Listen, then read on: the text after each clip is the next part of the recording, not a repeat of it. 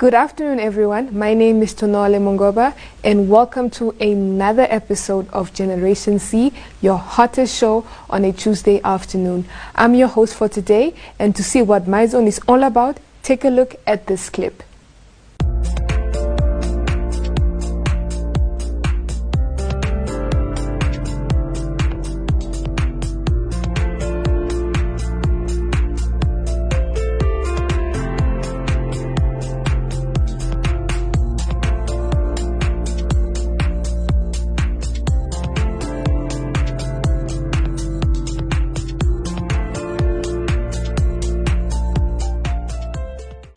So, you know what this means. Today's a Tuesday, and we have another amazing edition of The Zone for you, written by young people for young people.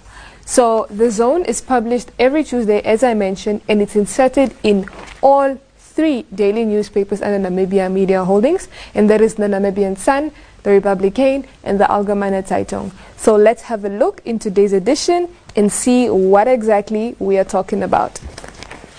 So on page 2, we see Octavia Tibes, which is our project coordinator. She writes an amazing column, which I think everybody should read, which is about being intentional.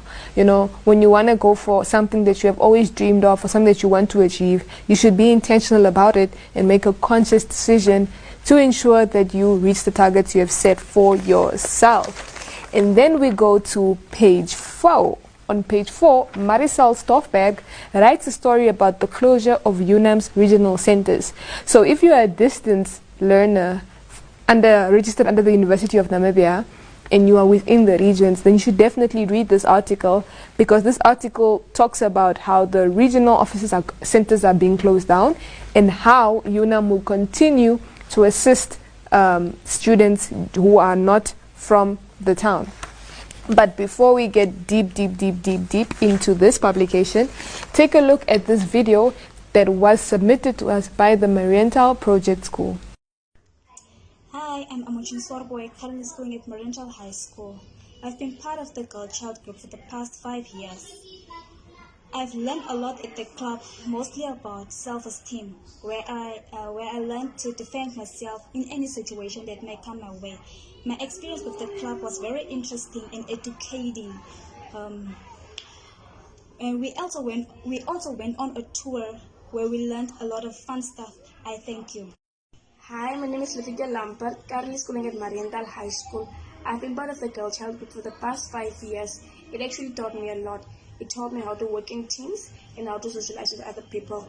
Here we also learned about principles and morals. Thanks to the Girl Child group today, I can solve problems on my own and I'm ready for any obstacles set my way. My experiences with the group was quite fun and educating. Sometimes we teach the boring and make things interesting. For example, play games, compete with one another, and travel. And now our teacher is not only our teacher but our mother too, because with her we are very comfortable and can discuss anything. This five years was quite worth it. Welcome back, guys. So for our special guest for today, for this special edition of Generation C, is a visual artist, Mr. Nambowa Malua. Welcome to the studio, Nambowa. Thank you for having me. I must say I'm a huge fan of your work. I definitely love what you do, and the pieces the sketches, everything is amazing. So can you please tell us about yourself, you know, your educational background, you know, how did it come about for you to be where you are today? Well, that's a long story. Yeah. But yeah, I was lucky enough to be in a family of people who supported me. And not only people who supported me, but people who also were artists themselves, my brother in particular. So yeah, during my years of schooling, high school or primary school, we always had sessions here and then. And by the time I went to UNAM, I would say I was quite fluent already. Mm-hmm.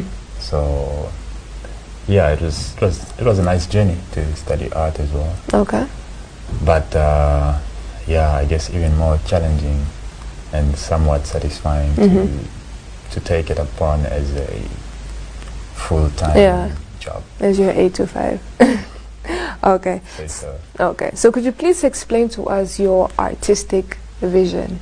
You know, I'm not sure what exactly inspires you to create the work that you do, the pieces that you have created so far. Yeah, I mean, for me, I think it's important to have an Afrocentric view or inspiration or stories while I am doing what I do, because I think this is important right now, especially in these times where I feel like there's a lot of identity crisis within the young generation, Yeah. the Generation Z, Yeah. millennials. Yeah. But that is okay. I'm not against people getting to know the rest of the world and associating themselves with different cultures. But I feel there are certain things that we need to really keep, such as certain mannerisms and language and so on. I think these are the things that we really can't lose, and our stories, you know, our untold stories. Yeah, these are things that I feel like we need to keep, and my artistic vision is based on that, basically. Okay. Yeah. I'm very curious to know what has been your favorite.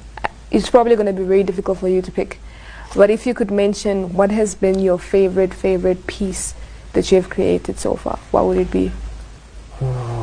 Wow. I am not even, I don't know if I'm allowed to have that kind of position. Am I? Please. Okay, what was your favorite piece to work on then? You know. I remember one of the pieces I did a few years ago, 2014, if I'm not wrong. And it was of a it was a digital piece, by the way, and it was of a lady, family friend. Her name is Salma, and the piece is titled "Why Are You So Anxious, Sister?" And for some reason, I always look at that piece, and yeah, I see so many things. I remember so many things, Yeah. and for her, it is also a very meaningful piece of work. Yeah, I would put that aside among many others. Okay. So let me switch the question a bit. What would be your dream project to work on? You know. Well, my dream project. That is, yeah. Again, I mean, like, what happens after I work on the dream project? You know, I strongly believe that I am just in this journey, and it's a really good journey. And I take every single project as grand project, and I give it my best, and I try to be present in whatever I am doing now. So, yes, I mean, there are a couple of project ideas that I would like to execute, which include obviously a lot of artistic practice, and by that I mean animation. Yeah. You know, animation for me is really it's the epitome of drawing and painting, where you have your pictures and your images in motion. And I think merging that with my artistic style and having a few artists to collaborate on that, it will be nice to create a series of animated stories of us and for us. Exactly. You know? No, that would actually be pretty dope. I can I can already visualize it. Yeah. You know, I think that would be really, really cool. Yeah. Like a web series or something, you know, that could just start online. Yeah. I mean, I did start with animation. Yeah. Or I started doing it finally, because I always wanted to do it. And I figured that there is one can actually make it very special. Yeah. And one can have their own style and find different ways of telling stories. Yeah. No, that would be really good. I'll definitely watch that. So, lastly, as an artist, as cliche as it may sound, obviously there has been a few challenges in your journey. How do you go about that, and what advice would you give aspiring young artists who are currently facing these challenges and they are contemplating on giving up? So what would you like to share with your fans? Well, yeah, one thing for sure, these times of internet and so on, Yeah. Art has changed a lot, and it has changed a lot because people are able to sort of curate their own work online, on the internet, on different platforms such as Instagram, Facebook, Behance, and so on, Pinterest. So it's easier for artists to promote themselves and to find their niche markets and so on. Yeah. But also at the same time it means it's very competitive and it is a little bit saturated out there. So the reality is that it's never easy to find your spot, to find your space, and to have a certain kind of flow. Yeah, art is expensive to do, like material and studio rental and so on, and framing and all these kind of things depending on what medium you're working with. So yeah, it's never going to be a free flow, but once you get into it, once you are inspired, once you are motivated, it is easy. I had my few challenges a few years where I thought why am I doing this? Yeah. It's not, it's not worth it anymore. But that is part of the journey. It's part of the journey to experience the difficulties. It's part of the journey to overcome them. It's part of the journey to inspire others as well. Yeah. So, yeah, my advice would be that find your niche, be as authentic as possible, because that's the only thing that is going to set you apart, or anyone apart. Yeah, and find ways to expose your work in different audiences, whether online or in physical locations. So, and for me, versatility has helped a lot, not only to be a visual artist, but also to be an illustrator, digital illustrator, to be an animator, to be a graphic designer as well, and so on. So, yeah, be a little bit dynamic, be a little bit versatile, but still be authentic somehow. Thank you very much for sharing that profound, piece of advice to young aspiring artists out there. But do stay tuned, because Nambowa has something up, on his sleeve, and he's going to show us why he came into our studio today. So do stay tuned.